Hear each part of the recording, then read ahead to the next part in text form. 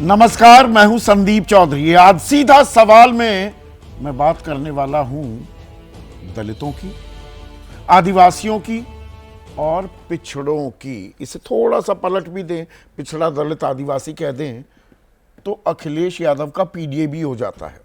लेकिन यहां केंद्र बिंदु में अखिलेश यादव नहीं, दरअसल राहुल गांधी दिखाई दे रहे हैं। चुनाव की भी बात होने वाली है और चुनाव को लेकर जो तनाव दिख रहा है दोनों खेमों में, एनडीए और इंडिया में, उसकी मैं बात करने वाला हूं। तो बात किस लिए?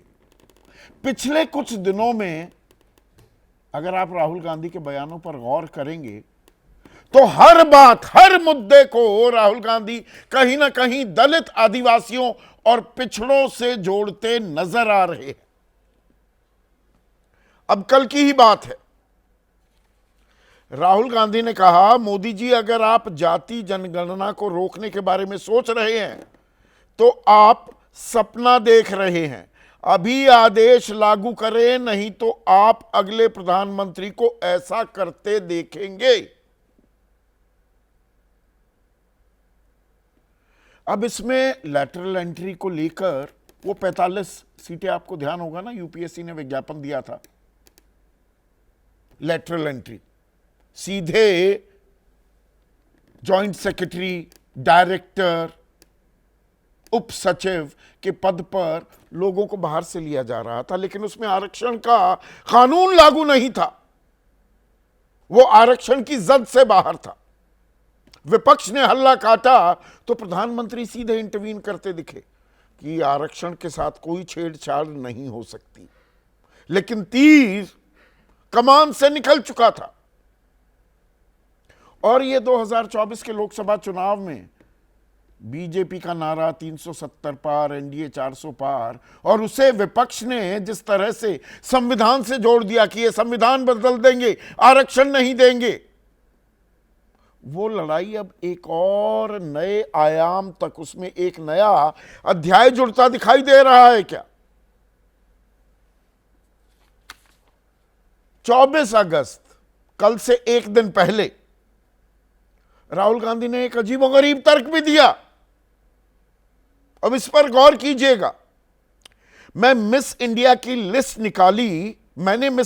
लिस्ट निकाली तो इसमें तो एक दलित या आदिवासी महिला होगी, लेकिन ना दलित, ना आदिवासी, ना ओबीसी, कोई नहीं है। अब एक ब्यूटी पैजेंट, खूबसूरती की प्रतियोगिता को भी राजनीतिक विमर्श में ले आए राहुल गांधी। मतलब कहने का जो संदेश, कहने का तात्पर्य ये कि संदेश जो राहुल गांधी देना चाह रहे हैं कि अरे क्या दलित, आदिवासियों में और पिछड़ों में खूबसूरत महिलाएं नहीं होती, वो मिस इंडिया क्यों नहीं बनती? पर इसमें सरकार का क्या लेना देना? इसमें बीजेपी को आड़े हाथों लेने का क्या मतलब? अब इस बात पर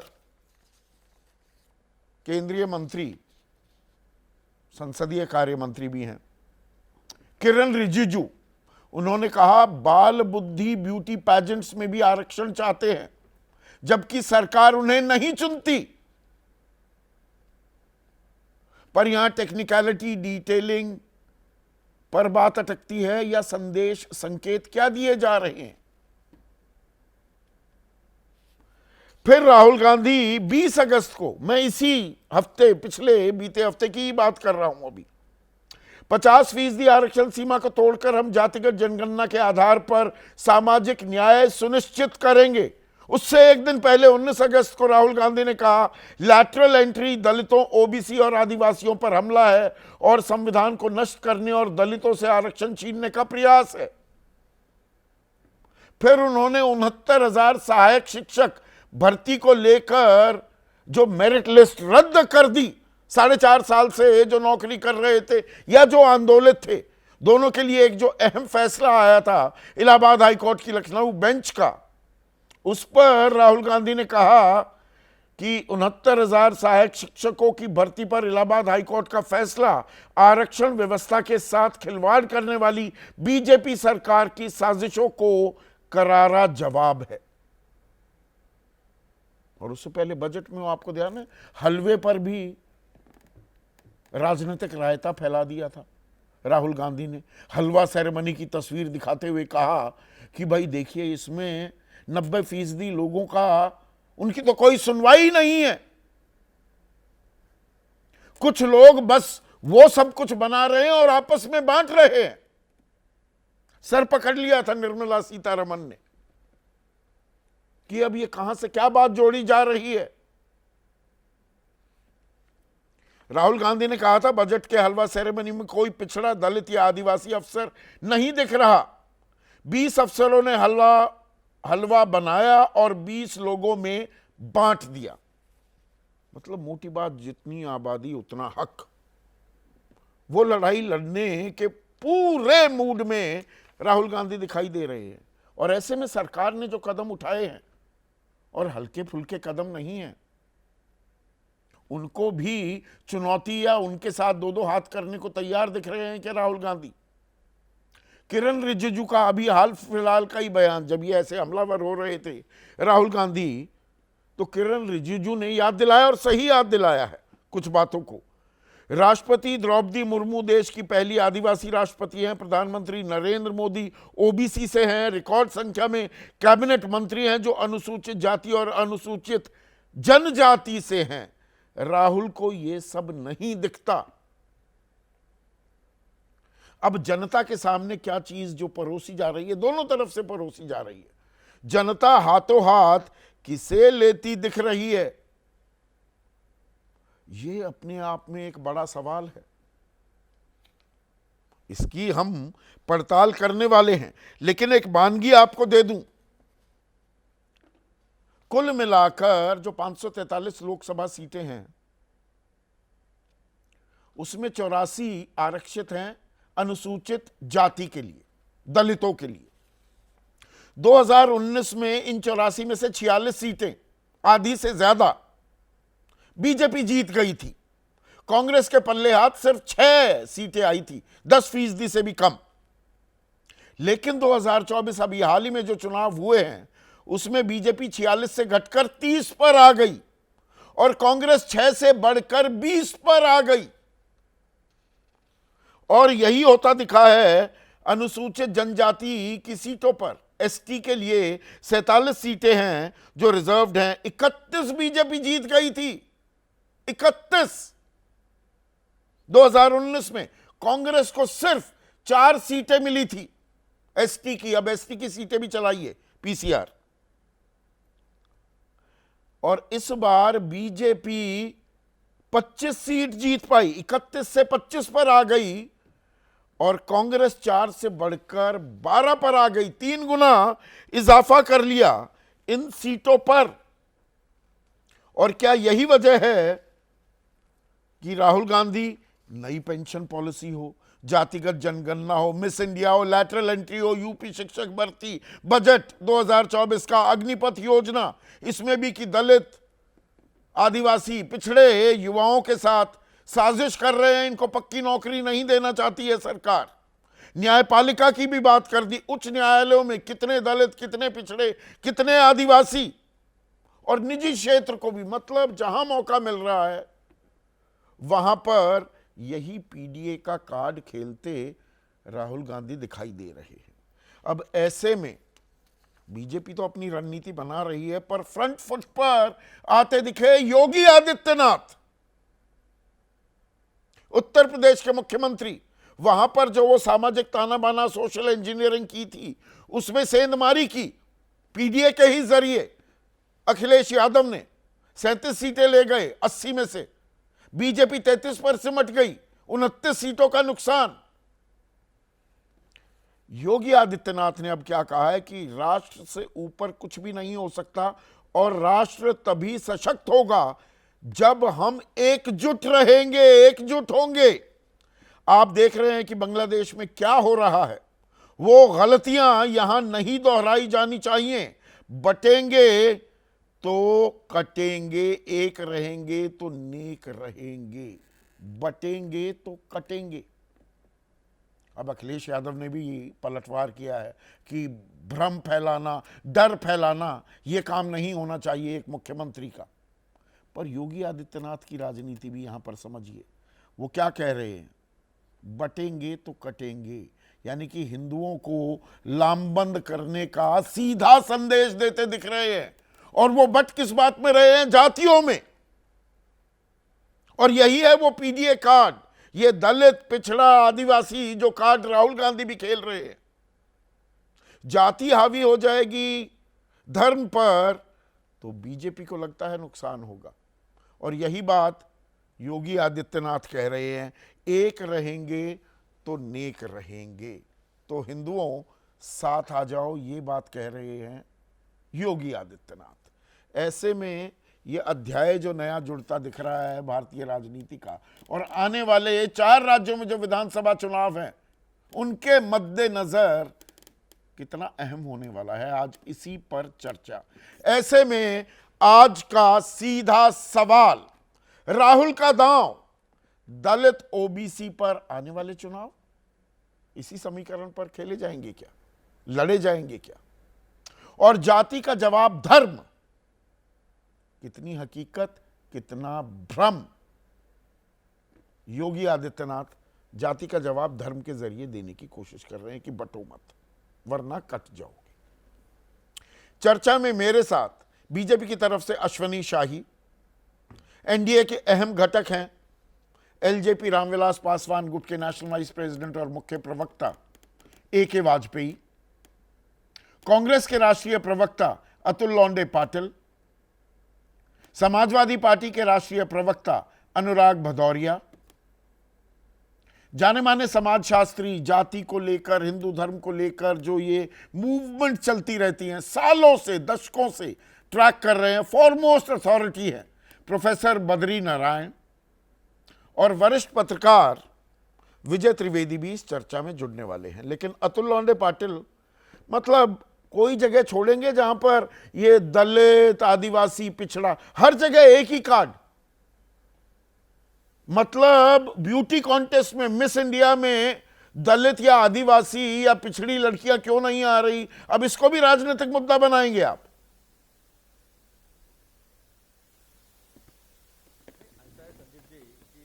उस चीज को समझना पड़ेगा। कुछ बैल बुद्धि लोग हैं, अनुराग धूमल ठाकुर और किरण रिजिजू। आप अपनी बात दोबारा से एक बार कहिएगा, आपका ऑडियो बिल्कुल नहीं सुनाई दे रहा है। मुझे नहीं सुन रहा तो दर्शकों को कहां सुनेगा? हेलो हेलो हेलो हेलो हाँ, हेलो, अब आने लगा, अब आने लगा, अब बोलिए। अरे मैं यही कहना चाहता हूं कि ब्यूटी कंटेस्ट वाली बात जो है उसके लिए दिमाग लगता है। ये बैल बुद्धि अनुराग ठाकुर और किरण रिजिजू ये क्या समझेंगे? मैं इसलिए ये शब्द का इस्तेमाल किया क्योंकि इतनी भाषा का स्तर नीचे इन्हीं भाजपाई लोगों ने लाया है, इसलिए हमें भी वो करना पड़ता है। रही बात योगी जी की, राष्ट्र कौन सा राष्ट्र, मनुस्मृति वाला या संविधान वाला, वो भी एक बार स्पष्ट कर दे। क्योंकि संविधान वाले राष्ट्र में तो हेमंत बिसाव शर्मा लिखते हैं कि ब्राह्मणों की, ब्राह्मण जो ये है उसका तीनों निचली जातियों ने जो है वह क्षत्रिय, वैश्य, शूद्र, इनको सेवा करनी चाहिए। ये ट्वीट है हेमंत बिसाव शर्मा का। तो जब कोई बात की जाती है, हक मांगा तो बंटवारे पर आ गए कि ये बंटवारे की बात है, धर्म बीच में लेके आए। धर्म की क्या बात है इसमें? मैं अभी ब्यूटी कंटेस्ट की बात पे थोड़ा सा आऊंगा संदीप जी। ब्यूटी कंटेस्ट की बात उन्होंने इसलिए छेड़ी थी क्योंकि एक एम्पावरमेंट नहीं हो पाता है, एक एजुकेशनल एम्पावरमेंट। समाज में जो कॉन्फिडेंस से रहने की बात आती है वो निचली जाति के होने से हमारे कास्ट सिस्टम में नहीं हो पाती है, वो हम दे नहीं पाए हैं। तो इसलिए ये सब जो चीज़ें हैं जहाँ एक कॉन्फिडेंस लगता है, एक सोशल कॉन्फिडेंस लगता है, एक इकोनॉमिक सपोर्ट लगता है, एक एजुकेशनल सपोर्ट लगता है, वो नहीं होने की वजह से यहाँ तक ये लोग नहीं पहुँच पाए हैं। तो बात केवल आरक्षण की नहीं है, बात है एम्पावरमेंट की। ब्यूटी कॉन्टेस्ट एम्पावरमेंट की बात हो रही है तो बैल बुद्धि एक लोगों को मिनट, कैसे समझेगा ये? एक मिनट अतुल, 90 के दशक में हमारी बहुत सारी लड़कियों ने अपना जलवा बखेरा पूरी दुनिया में।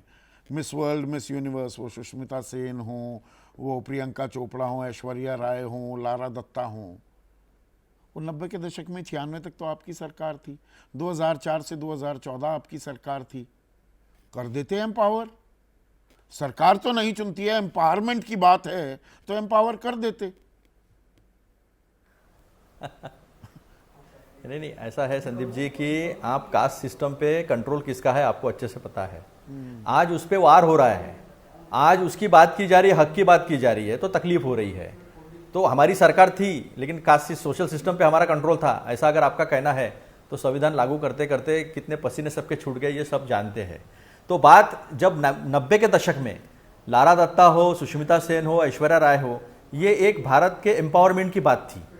देखना आप उस वक्त सारे प्रोडक्ट भी चेंज हो गए थे, काफी सारी बातें जो है एक कॉन्फिडेंस की बात थी। आज अगर दलितों में, आदिवासियों में इस हक की बात होती है तो एम्पावरमेंट की बात है, वो हक की बात है। आप भी कीजिए ना आगे आकर। राहुल जी अगर ये बात करते कि ये एम्पावरमेंट होनी चाहिए, इस तरह से उन लोगों ने आगे आना चाहिए, तो आपको तकलीफ किस बात की है? क्यों नहीं हम एम्पावर करें? क्यों नहीं हम कहें कि समाज में सब आपने बवाल काट दिया कि अरे ये 45 भर्तियां हो रही हैं, इसमें कोई आरक्षण का प्रावधान नहीं, 2018 की बात करने लगे। पर अब सरकार वाले ही बता रहे हैं 2013 में जब आपकी सरकार थी, ये प्रावधान तो यूपीए सरकार ने आगे पुश किया था कि लेटरल एंट्री में जहां विशेषज्ञों की, स्पेशलिस्ट की जरूरत है, आरक्षण का प्रावधान नहीं आना चाहिए आड़े। राजनीति कर रहे हैं ना। 2005 का प्रावधान है, 2005 में किया गया था। हाँ नहीं नहीं, सुनिए ना संदीप जी, आप बिल्कुल सवाल पूछे लेकिन जवाब भी सुन लीजिए। 2005 में ये प्रावधान किया था विशेषज्ञों के लिए, और विशेषज्ञ कौन आए हैं? मनमोहन सिंह साहब आए हैं, जिनका देश में योगदान देखो। विशेषज्ञ कौन आए? सैम पित्रोदा आए हैं। विशेषज्ञ कौन आए? रघुरामन राजन आए।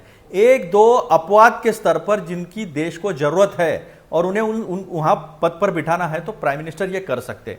लेकिन धड़ल्ले से आरएसएस के लोगों को कोई विशेषज्ञता नहीं होने के बावजूद 63 भर्तियां हुई। इस विज्ञापन से पहले, पिछले से पिछले शुक्रवार को जो विज्ञापन आया था उससे पहले 2018 29 नवंबर 2018 को सुजाता चतुर्वेदी ने सचिव यूपीएससी को लिखा था कि भाई ये अब आरक्षण की जरूरत नहीं। ठीक है वो बात। 63 हुई भर्तियां, तब क्यों नहीं सवाल उठाया, तब क्यों नहीं बवाल काटा? संदीप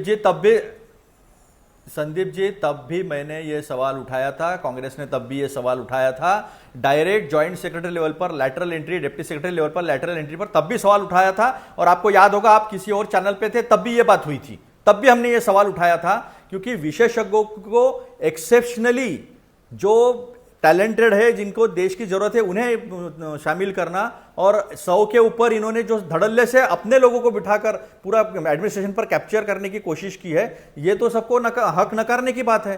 क्योंकि आईएएस होने के बाद बात रहे हैं, होते जाति तोड़ने की बात थी 80 के दशक का। मुझे आज भी कांग्रेस का वो नारा याद है, ना जात पर ना पात पर, इंदिरा जी की बात पर मोहर लगेगी हाथ पर।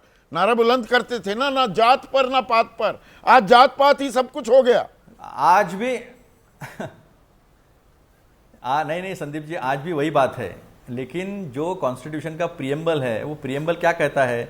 इकोनॉमिक, सोशल, पॉलिटिकल, तीनों हक जो है वो हम समानता से सबको देंगे, तभी तो जात टूटेगी ना। आज भी बात वही है, ना जात पर ना पात पर। लेकिन हम लोग उनको अधिकार देंगे, एजुकेशनल देंगे, राजनीतिक देंगे और सोशल देंगे, तभी तो वो बराबरी में आएंगे ना। और ये कोशिश बार बार हुई है। राजीव गांधी जी जब प्रधानमंत्री बने थे, जवाहर नवोदय विद्यालय किस बात की थी? दूर दराज के बच्चों को, आदिवासी बच्चों को, ग्रामीणों के बच्चों को अच्छी से अच्छी शिक्षा दे। और देखिए आज नवोदय विद्यालय के काफी लोग अच्छा कंट्रीब्यूट कर रहे हैं। महिलाओं को जो 30% आरक्षण मिला था पंचायतों में, वो भी उसी एम्पावरमेंट की बात थी। आज हमारे महाराष्ट्र में 50% महिलाओं को आरक्षण है, ये भी उसी एम्पावरमेंट की बात है। जो गांव के बाहर रहते थे, उन्होंने 15 अगस्त को तिरंगा फैलाया, पहली बार फहराया होगा उस महिलाओं ने, उन पुरुषों ने। तो एम्पावरमेंट की बात थी, वो समानता की बात थी। तो आज लोगों को हर वक्त हर समतल पर लाना होगा। तो उसकी बात की, तो उसमें जात पात की बात कहां है? ये तो सोशल डिस्क्रिमिनेशन रहा है 5000 साल से। चंद मुट्ठी भर लोगों ने अधिकार अपने हाथ में रखे हैं, और उसको अगर हम डिसिमिनेट करते हैं, सबको बराबरी में बांटने की बात करते हैं, तो संविधान की बात है। उसमें जात पात के बांटने की कहां बात है? अच्छा, उसमें बात की बात नहीं। ये मतलब भरोसा करो इंसान पर, ऐसा सोचना चाहिए। वोटों के लिए आप समाज को बांट रहे हैं। जैसा आपने पहले सवाल का जवाब ही, अगर किरण रिजिजू एक गलत शब्द का, और आपत्तिजनक है किसी को बाल बुद्धि कहना, पर आप भी बाल बुद्धि से ही उसका जवाब देते हैं, तो ये स्तरहीन बातें नहीं है क्या? बुद्धि से जवाब दिया मैंने। नहीं, मैंने कौन सी स्तरहीन बात की? मैं तो बात ऊंची उठकर बात कर रहा हूं। अगर हक देने की बात है, संविधान में जो अपेक्षाएं हैं 70 साल के बाद उसको रिव्यू कर उस अपेक्षाओं को पूरी करने की कोशिश करने की बात कहे तो उसमें बाल बुद्धि कहां आ गई? वो तो बैल बुद्धि वाले लोग हैं जो इसको विरोध कर रहे हैं। क्या आपको ऐसा नहीं लगता कि न जात पर न पात पर बात हो, इंसान पर? ये बाल बुद्धि नारा थोड़ा सा बैल दुरुस्त बुद्धि तक बात आनी चाहिए क्या ए.के. वाजपेयी? आनी तो नहीं चाहिए, बिल्कुल नहीं आनी चाहिए ना। शुरुआत उनको- होती है सत्ता पक्ष की तरफ से, फिर विपक्ष भी जवाब देगा तो फिर और क्या स्तरहीन हो जाएगी। नहीं तो फर्क क्या रहा? अगर आप बैल बुद्धि ना कहते तो आपको हक पहुंचता कि भाई ये बाल बुद्धि क्यों कहा गया। मतलब जो आपने सत्ता तो पक्ष से कहा गया वो सही कहा गया। हमने ये नहीं कहा, हम कह रहे हैं हम दोनों को कंडेम करते हैं। अच्छा, दोनों को पहले दोनों किसे को कंडेम कंडेम करते करते हैं? हैं, ये से दोनों को कंडेम करते हैं। पहले किसे करते हैं? पहले करूं चाहे बाद में करूं उससे क्या, पर दोनों ही चीजें गलत है। हाँ। देखिए, आप अगर वो चुप रहते तो उनकी बातों अच्छा, पर चुप रहते। उन्होंने तो डबल कर दिया कि बैल जैसे बुद्धि। दानिश अली चुप रहे थे संसद में और रमेश बुदूड़ी बयानों ओए पे- तीनों शब्द आपको पता है, दोबारा यहाँ दोहराने की जरूरत नहीं। क्या हुआ? बयानों पे ना जाइए। अच्छा, बयानों की तो पे बात ना हो रही जाइए। है। देखिए, ये आपका व्यक्तिगत मामला होता है कि आप कौन सी भाषा का इस्तेमाल करें। ये आपके ऊपर अपना संयम होता है। ना तो पार्टी किसी को कहती है कि आप ये बोलिए और ना पार्टी किसी को रोकती है कि आप ऐसे मत करिए। जबकि पार्टी का पार्लियामेंट्री लैंग्वेज अनपार्लियामेंट्री जैसे कंगना को अब रोका ना, किसानों के बारे में बोल रही थी भाई, उनका व्यक्तिगत बयान कि है। लाशें लटक रही थी और बलात्कार हो रहे वो थे। क्लियरिटी उन्होंने की कि पार्टी के इस बयान से कोई लेना देना नहीं है, पार्टी ने तो इनको ये ऑथराइज नहीं clarity किया यहाँ भी हो हुआ। हाँ, तो जाती ये अपनी सीमा को उल्लंघन कर रहा है। कंगना अपनी सीमा को उल्लंघन यहाँ कर पे रही है। कोई उल्लंघन नहीं हुआ। यहाँ पे कौन सा उल्लंघन किया? वो तो उन्होंने तो बैल बुद्धि कह दिया। हाँ, आप तो गलती, मैं यही तो कह रहा हूं। मतलब दोनों हाथों से यहाँ ताली बज रही है और मैं दर्शकों के सामने देखिए, यही जो स्तर हम लगातार खामखा बिना बात पर विमर्श का स्तर इतना नीचे ले जाते हैं तो वो घूसे भी चलेंगे, स्टूडियो में गाली गलौज होगा, संसद में ऐसे बाहें उठाकर सांसद एक दूसरे से वहां कुश्ती करने के लिए तैयार होते दिख रहे अब हैं। उसको पर अगर- मुद्दे पर आते अब हैं। उसको रोकने के लिए अगर जब एक सेकेंड, अरे जब आपके पास सब्सटेंस खत्म हो जाता है, जब आपके पास कुछ आपकी नीतियां नहीं है, कुछ बोलने को नहीं है, तो आप एक दूसरे को गाली देते हैं। ये भाषा स्तर क्यों गिरा बीजेपी का? आप देखिए क्यों गिरा। आप 2014 के बाद से क्यों इतना ज्यादा क्यों गिरता चला जा रहा है? क्योंकि उनके पास माने एक जवाब नहीं है। जब जवाब नहीं होता है तो आदमी किसी को ऐसा जवाब देता है कि हम उसको पर गाली ये कर नहीं होना चाहिए एक और सेकंड लोगों को भी एक सेकंड। इसकी भर्त्सना करनी बिल्कुल। चाहिए, निंदा करनी चाहिए और दबाव डालना चाहिए कितना राजनीतिक दबाव दलों पर डालेंगे आप कंगना? कि जबान ऐसे ना नहीं, फिसले। नहीं, इनके एक सांसद जबान संभाल के। नहीं, इनके एक सांसद इतना जो किसानों के बारे में, महिलाओं के बारे में बोल के चली गई और ये सिर्फ ये बोल के पल्ला झाड़ रही कि वो व्यक्तिगत बयान। अगर किसी विपक्ष के नेता ने बयान दे दिया होता तो अभी ये कुर्ता फाड़ रहे होते यहाँ बैठ के, अभी हल्ला मचा रहे होते कि नहीं पार्टी से निकालिए, पार्टी चलिए, से पर हम निकालिए। विषयांतर हो रहे जी, हैं, वो मुद्दे पर आते हैं। दलितों की, आदिवासियों की, पिछड़ों की बात कर रहे हैं राहुल गांधी। इसे आप वेलकम करते हैं या कोरी राजनीति कर रहे हैं राहुल गांधी? कोरी राजनीति कर रहे हैं और मैं इसको प्रूव करता हूं कि कोरी राजनीति राहुल गांधी कर रहे हैं और इनके नेता अखिलेश यादव पीडीए की बात कर अच्छा, रहे हैं। हाँ, अभी अभी 1 साल से 1.5 साल से पीडीए इनको याद आया, उससे पहले पीडीए कहाँ चला गया था? 1951 में, अभी मैंने देखा है मामला सारा, 1951 में सरदार पटेल गृह मंत्री होते थे। नहीं, 1950 में डेथ हो गई थी उनकी, 1951 या उसी के आसपास।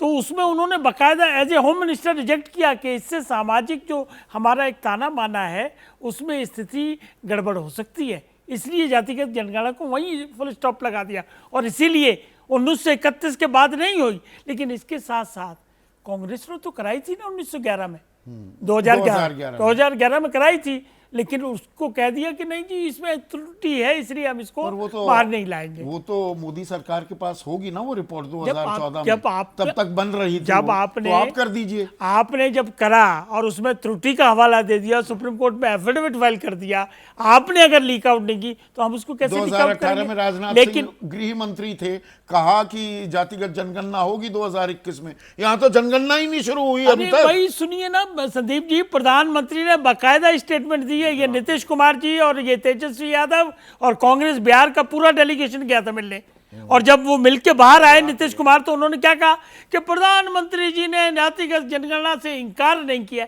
तो जब हमने इंकार ही नहीं किया, हाँ, तो कहाँ की? ये माहौल क्यों बनाए? हम सही टाइम का इंतजार कर रहे हैं, प्लीज। सही टाइम और का इन्होंने इंतजार कहना कर शुरू कर दिया कि प्रधानमंत्री जी किसी भी दिन कर सकते हैं। देखिए, सवाल इस बात का है कि जब हमारी इंटेंशन जातिगत बड़ी जनगणना होनी चाहिए कि नहीं? बिल्कुल होनी चाहिए, क्यों नहीं होनी चाहिए? और तो सीधा प्रधानमंत्री क्यों मना नहीं कहते कर रहे। कि इन प्रिंसिपल हम कराएंगे? प्रधानमंत्री ने इनकार नहीं किया, इसका मतलब क्या है? इन प्रिंसिपल क्यों नहीं कहते? 2018 में जो राजनाथ सिंह अरे ने हम कही कहने थी, वाले उस लोग- बात से यूटर्न नित्यानंद राय ने 2020 में कहा कि नहीं करवा सकते, इससे विघटन हो जाएगा, समाज में दूरियां बढ़ जाएंगी। एक सेकंड, उसके बाद का बयान है प्रधानमंत्री का, माइंड यू।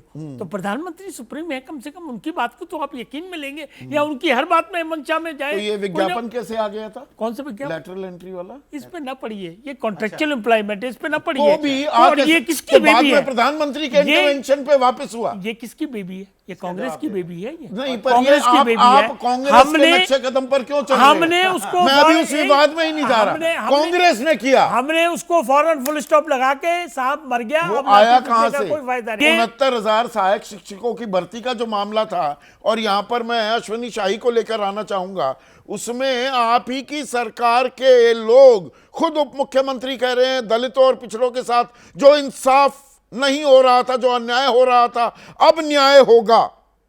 16 दूनी 8 अधिकारियों ने समझा दिया सरकार को, बहुत गलत हुआ। मैं सबके बयान मुझे याद हैं और आपके सामने भी वो आए होंगे। तो ये दलित, आदिवासी, पिछड़ा पर राहुल गांधी राजनीति कर रहे हैं या आप कर रहे हैं अश्विनी शाही?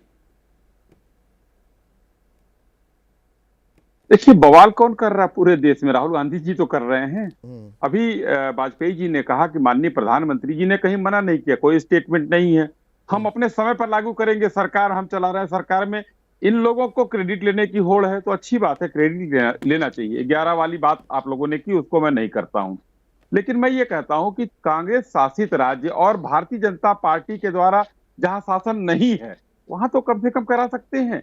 ये देश की जनता को बरगलाने की क्या बात है? नहीं, हम बड़े पुरोधा हैं जातिगत जनगणना के। मतलब ये जिम्मेदारी केंद्र की नहीं। देखिए अश्विनी भाई, दर्शकों को एक बात समझा नहीं, एक मिनट जहां हुआ है वहां तो करें ना संदीप भाई। एक लाइन तो पूरा कर लेने दीजिए। आपको पूरा वक्त दूंगा, निवेदन है। नहीं, एक देखिए फैक्चुअल पोजीशन ना दर्शक को, वो उनका हक है कि हम गलत बयानी, गलत जानकारी ना दें। ये तो सुप्रीम कोर्ट में मामला आया है सामने। जनगणना का अख्तियार, हक सिर्फ केंद्र सरकार को है। राज्यों में जो हो रहा है वो सिर्फ सर्वे है। गलत तो जानकारी नहीं दे रहा हूं, तो ये केंद्र सरकार को पहल करनी होगी ना। नहीं, एकदम सही कह रहे हैं। ना, तो उसमें मैं अभी बिहार सरकार ने सर्वे कराया, हमने साथ दिया। तो अब कर्नाटक में सिद्धारमैया जी ने करा के रखा है, 400 करोड़ रुपए खर्च हुए हैं उसमें, तो कम से कम उसको ही करा देते। राहुल जी तो उस गांधी परिवार कांग्रेस के मालिक है ना वो, तो वहां पर लागू करा दें। इस देश भर में ढिढोरा पीटने की क्या जरूरत है? हिमाचल में करा दें, तेलंगाना में करा दें, मतलब कम से कम वही कराएं। और भारतीय संविधान में केंद्र सरकार नहीं कराएगी। आप गिनाते रहेंगे 27 मंत्री पिछड़ी जाति से आते हैं, प्रधानमंत्री पिछड़ी जाति से आते हैं, राष्ट्रपति वो आदिवासी हैं, पहले एक दलित भी राष्ट्रपति रह चुके हैं। ये गिनवाते रहेंगे और कहेंगे नहीं ये राजनीति कर रहे हैं। आप जब गिनवाते हैं, प्रधानमंत्री जब यकायक पूरे देश को बताते हैं, 2014 तब तक तो प्रधानमंत्री नहीं बने थे, 13 में यह जानकारी सार्वजनिक होती है कि प्रधानमंत्री पिछड़ी जाति से आते हैं, तब राजनीति नहीं थी। तो राहुल गांधी जी क्या कर रहे हैं? ये राजनीति नहीं है। अरे भारत का संविधान जाति धर्म को मानता है या जनसंख्या को मानता है? ये बताइए। अभी जिस संविधान का हमारे पाटिल साहब कह रहे थे, जाति धर्म को, सेकुलर है ना संविधान, इन्होंने उस आत्मा की बात, इन्होंने प्रियम्बल की बात की, उसकी हत्या करने वाले यही है। तो इन्होंने कहा तो जाति धर्म को मानता है या संविधान जो है हम जनसंख्या को मानता है? ये तो एक सवाल होता है। तो अगर उस हम जनसंख्या से बात करें तो फिर जाति कहां से आती है? संवैधानिक अगर विपक्ष के फेवर में जाते दिख रहे हैं, वो मैंने आंकड़े बताए 2024 के लोकसभा चुनाव के भी, तो अब आपको लगता है अरे ये जाति की बात उठाकर ये तो समाज को बांट रहे हैं। या दरअसल दिक्कत जो योगी आदित्यनाथ ने कहा कि बटोगे तो कटोगे, यानी कि हिंदू बनकर रहो, जातियों में ना जाओ, वो सोशल कोएलिशन, वो सतरंगी जो गठबंधन बनाया था उसमें सेंधमारी हो गई है। दिक्कत आपको वहां दिखती है या वहां है दिक्कत आपको? नहीं, ये तो समझने की बात है। उन्होंने कहा राष्ट्र प्रथम है, बटो मत। बटोगे तो कटोगे। तो कहां बट रहा है, किसके इशारे पर, कौन सी अच्छा, साजिश हिंदू हो रही है? मुसलमान में तो हिंदुस्तान को बांटा ही देखना नहीं जा चाहिए। रहा है। एक देश हिंदू मुसलमान में तो बांटा नहीं जा रहा है, हिंदू नहीं बटना अरे, चाहिए, बाकी हिंदू मुसलमान में बांट दो जिसमें देश को। तो क्या एकता एकता कोई बुराई है? हिंदू अगर अखंड अखंड भारत की बात करें, हम हिंदू राष्ट्र की, आप और लोग कहते दूसरे हैं हिंदू धर्म की राष्ट्र मत लानत करो, मलानत हम करना, एक होने की शक्ल शुबा पैदा करना, हिंदुस्तानियों को उसको घेटवाइज कर देना, उसको अरे, तमाम संज्ञाओं से नवाजना, वो जिस ठीक है। देश के जिस देश के नेता भारत माता की जय ना बोलते हो और जय फिलिस्तीन बोलते हो, हाँ। जो है गाजा के नाम का यहाँ पर वो करते हैं, रिपोर्ट जारी करते हैं, बांग्लादेश के हिंदुओं पर कोई बात नहीं करते हैं, उस पर कोई सवाल नहीं। तो मतलब जेडीयू बिल्कुल गलत कर रही है ना। बताइए गाजा और फिलिस्तीन के समर्थन में जेडीयू ने सीधा बयान दे दिया है और कड़ी मजम्मत निंदा की है इजराइल की। राहुल गांधी तो जेडीयू राहुल गलत गांधी कर और रही, प्रियंका गांधी ने जेडीयू जो से बयान दिया, समर्थन उसकी बात मैं वापस, कर रहा हूं। जेडीयू को मैं कहना राहुल चाहिए गांधी और आपके प्रियंका समर्थन गांधी की की जरूरत बात कर नहीं रहा हूं। बीजेपी को। बीजेपी मैं को ये राहुल कहना गांधी की चाहिए बात ना, कर रहा हूं, प्रियंका गांधी का। नहीं बांग्लादेश पर बीजेपी उन्होंने को क्या बयान ये दिया? कहना चाहिए आपके बांग्लादेश पर समर्थन कोई की बयान दिया जरूरत उन्होंने? नहीं। जेडीयू वालों, आप फिलिस्तीन गाजा और पर गाजा बयान देने के इन लिए कांग्रेस के पास टाइम है। गाजा पर बयान देने के लिए कांग्रेस को टाइम है, जय फिलिस्तीन जेडीयू बोलने के की लिए बात हो ओवैसी को रही टाइम है। है संसद में, अरे भारत माता की जय बोलने के लिए टाइम नहीं है। अपने सहयोगियों अरे, की बात पर ध्यान दीजिए ना। जेडीयू ने ये नहीं, बोला हम ना। विरोधियों की बात पर ध्यान देंगे, सहयोगी अच्छा, तो हमारे हैं सहयोगियों ही की बात को हैं। सहयोगी हमारे नजरअंदाज, हैं, हम समझ लेंगे। अच्छा हम विरोधियों सहयोगी की बात समझ पर ध्यान लेंगे। देंगे। अनुराग भदौरिया, मतलब ये समझ गए हैं कि बांट लो तो वोट मिल जाते हैं। देखो, पीडीए ये पब्लिक डिस्प्ले ऑफ अफेक्शन कुछ तबकों के लिए आप दिखाकर वोट साध रहे हैं। देखिए, भारतीय जनता पार्टी की आदत तो पहले से रही है डिवाइड एंड रूल, कोई पहली बात तो है नहीं। वो तो हमेशा से समाज के अंदर में उन्होंने विकास की राजनीति कब की है, कब विकास की बात करते हैं। राजनीति करनी है तो विकास के नाम पे राजनीति करो, वोट मांगनी है तो आप विकास के नाम पे वोट मांगो।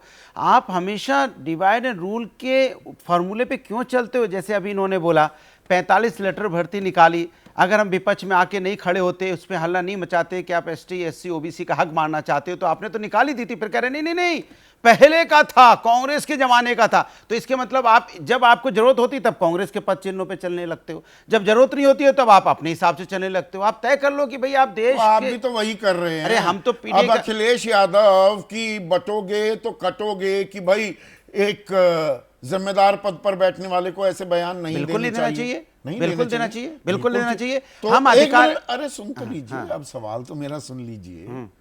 और फिर अखिलेश यादव जब बयान देते हैं ये पीडीए को लेकर या पिछड़े समाज को लेकर, वो जब दर्द दिखाते हैं तो क्या आप समाज को बांट नहीं रहे हैं? नहीं। जब आप आरक्षण खत्म कर देंगे, संविधान की धज्जियां उड़ा देंगे 400 वोट लेकर, तब आप भय या डर पैदा नहीं कर रहे थे। नहीं, हम सामाजिक न्याय की बात करते हैं, यही तो अच्छा, फर्क वो है डर हमारे। नहीं है। नहीं, वो डर हम भय कहते नहीं हैं, है। हम कहते हैं जो शोषित है, वंचित है, जिसको अधिकार नहीं मिल रहा है, जो समाज की मुख्य धारा में नहीं आ पा रहा है, उसके अंदर उसी समाज भ्रम के पैदा नहीं कर रहे क्या आप? उसको मुख्य धारा में लाना है। तभी आप देखो, जहां जनरल सीट थी, हमने रिजर्वेशन का जनरल सीट पर रिजर्व कैंडिडेट को हमने लड़ाया अयोध्या में, क्योंकि हम सबको अधिकार देना चाहते हैं। हम चाहते हैं समाज को सामाजिक अधिकार मिले, समाज को सबको बराबरी का अधिकार मिले, सबको आगे बढ़ने का मौका मिले। ये दूसरी तरीके से करें। ये सबको देते हैं मौका। एमवाई फैक्ट्री, मतलब एमवाई सरकार की, मुस्लिम यादव की चलती है सरकार में और किसी की ये तो चलेगी बीजेपी नहीं। परसेप्शन बनाती है, फिर अच्छा। बीजेपी डिवाइड एंड रूल करती है। अब वो एमवाई को अपने हिसाब से डिसाइड करती है। अरे भैया, हम तो संपूर्ण समाज की बात करते हैं, संपूर्ण वो तो समाज। इस बार याद आया ना, नहीं, इस बार यादव भी बस वो आप अपने बताइए, परिवार आप के, बताइए, अखिलेश यादव ने मैं वो बताइए, 5 सीटें दी, बाकी सब बांट दी। आप इस बार बताइए, आप समझ बताइए में आया। कब हमने मंच पे खड़े होके बोला है, या कब पार्टी ने बोला है कि हमारा इन जातियों ने हमको वोट दे, बाद बाकी नहीं दे? ऐसा बोला क्या? हम तो संपूर्ण समाज की बात करने वाले लोग हैं। ये लोग अपने हिसाब से डिवाइड करना चाहते हैं, ये लोग अपने हिसाब से मनगढ़ंत कहानी बनाना चाहते हैं। कैसे बनाते? देखिए, ये जिम्मेदारी से कैसे भागते हैं। जैसे मैंने आपको बताया, अभी इनके एक सांसद ने बोला, अब उससे कहा हमने पल्ला झाड़ लिया, कोई बात नहीं। अभी कोई विपक्ष ने बोला होता तो अभी हल्ला मचा रहे होते। इसी तरह से ठीक वैसे ही पश्चिम बंगाल में जो महिला के साथ अन्याय हुआ, दरिंदगी हुई, दरिंदों को कड़ी से कड़ी सजा मिलनी चाहिए। बीजेपी के लोगों ने घूम घूम के प्रेस कॉन्फ्रेंस की पूरे देश में, अच्छी बात है। तो आप ये बताइए, वहां तो करें, लेंगे बादलपुर में एक बच्ची के साथ अन्याय हुआ, अब आप बदलापुर में महाराष्ट्र में बच्ची के साथ अन्याय हुआ, वहां प्रेस कॉन्फ्रेंस घूम के नहीं करेंगे। आप नौगांव में, वहां असम में हुआ, वहां नहीं एक मिनट, जो वहां पे असम में नौगांव है, वहां बच्ची के साथ हुआ तो घूम के आप प्रेस कॉन्फ्रेंस नहीं करेंगे। उत्तराखंड में नर्स बेटी के साथ हुआ तो घूम के प्रेस कॉन्फ्रेंस नहीं करेंगे। आप यहाँ पे जिस तरह से मेहमान पहलाओं के साथ अन्याय हुआ तो घूम के आप प्रेस कॉन्फ्रेंस नहीं करेंगे। सवाल यह है कि बीजेपी अपने हिसाब से देश के अंदर में मुद्दे तय करना चाहती है, नहीं, वो आप भी वही कर रहे हैं। विजय त्रिवेदी, हम दो सवाल रखते हैं कार्यक्रम में, पर आज जो हमने दरअसल दूसरा सवाल था उसमें एक और ऑप्शन रखा था। अब वही सवाल आपके सामने मैं पेश कर रहा हूं, उसका जवाब दीजिएगा।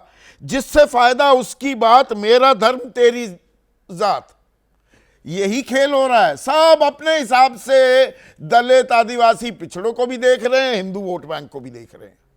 खेल ये हो रहा है क्या?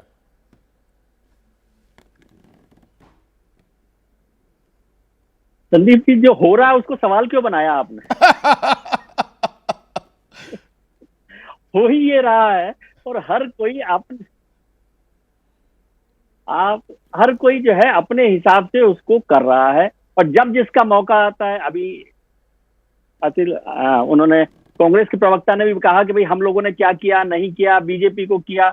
अभी तो पता नहीं है ना कि आपके साथ जो लोग बैठे हैं, चिराग पासवान जी क्या कह रहे हैं, क्या बात हो रही है, कटेंगे बटेंगे, क्या होगा, बटेंगे कटेंगे, एक होगा नेक होगा, क्या होता है। और फिर पीडीए अचानक आ जाता है, जैसे आपने कहा कि एमवाई का जिक्र हो रहा है। लेकिन मैं आपको एक बात बताना चाहता हूं, जो आप जातिगत जनगणना या आरक्षण की बात कर रहे हैं, ये आप 90 पर पहुंच गए हैं और 90 के माइक्रो लेवल पर पहुंच गए।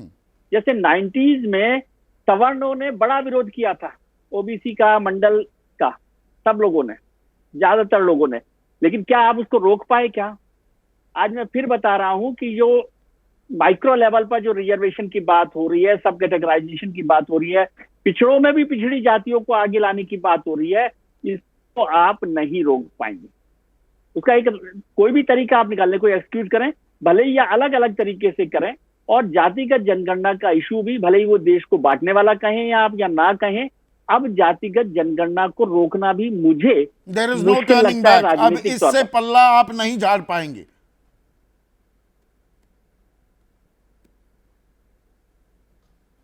बिल्कुल ऐसा है। हाँ। और एक चीज मैं कहूँ, अभी मैं चर्चा कर रहा था कि हम लोग नोएडा में, आप रहते हैं, नोएडा में ऑफिस है, नोएडा में और उत्तर प्रदेश में क्या किया है, सरकार ने सड़कों के राइट टर्न और लेफ्ट टर्न नहीं बनाए, उन्होंने यू टर्न बनाए हैं। तो जो यू टर्न है वो कई बार सड़क पर आगे चलने के लिए भी होते हैं, पीछे जाने के लिए नहीं होते। उसे बैक मत कहिए। जब कहीं आपको दिशा बदलनी हो, दूसरे रास्ते पर आगे बढ़ना हो, तो यू टर्न लेना भी सुखदायी होता है। तो अब वो यू टर्न जो है, केवल बहुत बढ़िया उदाहरण दिया, बैक कर लिया, बैकआउट कर लिया, वो नहीं है। यू टर्न कई बार सही सड़क पर जाने के लिए भी काम में ली जाती है। पर अब जो ये राहुल गांधी, मतलब कोई मौका नहीं छोड़ रहे, कोई मुद्दा नहीं छोड़ रहे, हर चीज को कहीं ना कहीं जोड़ रहे हैं दलित, आदिवासी और पिछड़ों से। तो ये मतलब आपने जो मंडल कमंडल की बात कही, वो 90 के दशक की, उसके माइक्रो एस्पेक्ट्स में हम जा रहे हैं, वो तो थोड़ा प्रोफेसर बद्री नारायण और समझाएंगे। लेकिन इसके राजनीतिक असरात आने वाले विधानसभा चुनाव में अब कितने दिखने वाले हैं? यह मुद्दा बनता दिखा 2024 के लोकसभा चुनाव में, पर स्थानीय लेवल पर भी स्थानीय मुद्दे हो जाते हैं ना विधानसभा चुनाव में। वो गूंज क्या बरकरार रहेगी या और बढ़ती दिखेगी? जी नहीं, ये बरकरार रहेगी, बल्कि बढ़ ही सकती है। मुझे लगता है खासतौर से हरियाणा और महाराष्ट्र के चुनाव में ये एक बड़ा मुद्दा होगा, क्योंकि जो एंटी इनकम्बेंसी है वो तो होगा ही, एंटी इनकम्बेंसी जो भी है नहीं है, लेकिन जाति जो है बड़ा मुद्दा होता मुझे दिखाई दे रहा है महाराष्ट्र और हरियाणा दोनों चुनावों में। प्रोफेसर बद्री, अब जाति और धर्म आमने सामने हैं, ये बात तो एक साफ आ रही है। तो इसको, जैसा विजय भी कह रहे थे कि 90 के दशक का वो मंडल बनाम कमंडल का एक युग जो चला था, राजनीति जो चली थी, वही राजनीति फिर से अब सामने आ रही है और कमंडल की राजनीति का चेहरा बनते दिख रहे हैं योगी आदित्यनाथ। अभी उनका जो ताज़ा बयान है, और मंडल पकड़ लिया है राहुल गांधी और अखिलेश यादव ने या विपक्ष ने। बिल्कुल बिल्कुल, मुझे लगता है संदीप जी, इतिहास कहते हैं ना, इतिहास जब अपने को दोहराता है, लेकिन दोहराता है तो पहली बार ट्रेजेडी होता है, दूसरी बार फार्श होता है। तो इतिहास अपने को दोहरा तो रहा है, लेकिन ये दोहराना किस रूप में होगा ये हमें देखना है। तो 90s का जो जाति जाति आइडेंटिटीज खड़ी हुई थी, आइडेंटिटी की पॉलिटिक्स, वो फिर से रीइन्वेंट तो हो रही है, और जाति एक तरह से फिर से रिसर्ट अपने को रिसरेक्ट कर रही है। और वो रिसरेक्ट बहुत पावरफुल ढंग से अभी तो नहीं हुआ है, लेकिन अगले चुनाव में, जैसा विजय जी ने कहा कि अगले चुनावों में जाति और आरक्षण, मुझे लगता है कि आरक्षण एक साइकी है, डिप्रेवेशन की साइकी है, इंपावरमेंट की साइकी, एक हाँ तरह भाई, से वो कहेंगे आप रोजगार से empower जुड़ कर रहे जाता हैं, है ना, युवाओं का मुद्दा रोजगार बन जुड़ जाता जाता है। है। हाँ। दूसरी तरफ ये होगा कि देखिए वो हम डिप्राइव हो गए, हमको नहीं मिला, उनको मिल गया, सब क्लासिफिकेशन ये वो। तो अगले चुनाव में आरक्षण एक बड़ा मुद्दा बनेगा दोनों के लिए, यानी नॉन क्लासिफिकेशन सब क्लासिफिकेशन के पक्ष में जातियां हैं, वो उनको वोट नहीं देंगे जो उनका विरोध किया है, जो करेंगे, और वो जो इनके विपक्ष में है वो उनको उसकी तरफ वोट देंगी। तो वो चुनाव में आएगा। दूसरी बात संदीप जी, एक बड़ा सवाल है इससे, वो बड़ा सवाल यह है जो प्रैग्मेटिक पॉलिटिक्स से ज्यादा बड़ा सवाल है, कि जात हमारी सारी विचारों की राजनीति, जो देश कहते थे विचारों की राजनीति हम करते हैं, कॉन्टामिनेटेड हो गई है कास्ट से। कास्ट ने वहां पर एक तरह से कॉन्टामिनेट किया है। सोशलिज्म, कांग्रेसिज्म, सेकुलरिज्म, जितने तरह के विचार हमारे देश में थे, कम्युनिज्म, ये सारे कास्ट से आजकल जुड़ गए हैं, और कास्ट को ही एक तरह से अभी नहीं, तो आप इसमें 90s क्या में तो ये कहना गलत होगा बद्री बाबू कि राहुल गांधी ने प्रधानमंत्री मोदी से भी, बीजेपी से भी काफी कुछ सीखा है? भाई मणिशंकर अय्यर का बयान, और वो कि चाय वाला कैसे प्रधानमंत्री बना, वो इतना बड़ा नैरेटिव चला। तो आज की तारीख में अब वो बुद्धि, जो भी शब्द इस्तेमाल किया, मैं उसे दोबारा दोहराना नहीं चाहूंगा, किरण रिजिजू ने, दरअसल क्योंकि आप एक सोशल साइंटिस्ट हैं, साइकी, एक मानस के साथ भी राहुल गांधी खेलते दिख रहे हैं कि भाई क्या दलित या आदिवासी लड़की या पिछड़े समाज की लड़की खूबसूरत नहीं हो सकती? जब आप बुद्धि पर सवाल उठा रहे हैं, दरअसल औजार जो आपने कभी इस्तेमाल किया, चाय वाला जो नैरेटिव चलाया था, वो अब कांग्रेस चलाती दिख रही है। देखिए, कांग्रेस ने एक तरह से, जो मैं कह रहा था कि 90s में कम से कम कांग्रेस और लेफ्ट ऐसी शक्तियां थी जो जाति का विरोध करती थी, हाँ, सीधे रूप से, हाँ, आइडियोलॉजिकल रूप से। अब उन्होंने भी जाति को लेके बड़ी राजनीति करनी शुरू कर दी है। तो अब जाति को खत्म करना, एनिहिलेशन ऑफ द कास्ट, जो बाबा साहब का हाँ, नारा वो था, तो अब, उसको कौन बचाएगा? हाँ, अब उसको कौन बचाएगा? तो हमारे एक दोस्त ने कहा, विदेश में प्रोफेसर हैं, कि इंडिया में तो अब एक तरह से, जैसे मोदी जी ने 4 जातियां बताई, हाँ, जिसमें युवा, हाँ, जो गरीब, क्लास के युवा, आधार पे, अन्नदाता और नारी, हाँ, नारी। तो उन्होंने कहा कि अब तो सोशलिज्म की भाषा मोदी जी ही बोल रहे हैं। तो मोदियन सोशलिज्म उन्होंने एक टर्म यूज किया है कि लोहिया के सोशलिज्म से एक अलग सोशलिज्म इंडिया में।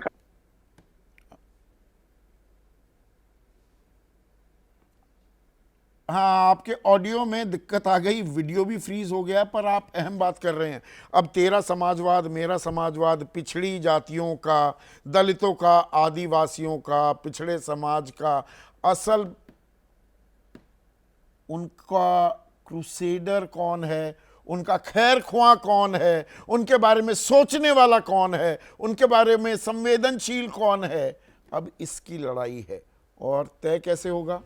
किसको ज्यादा वोट मिलते हैं, कौन ज्यादा चुनाव जीतता है, ये अब यू टर्न हो रहा है। यू टर्न ये नहीं कि राजनीति पलट जाएगी, रास्ता वही आगे बढ़ता जाएगा। नेवर एंडिंग सिलसिला हो गया है क्या?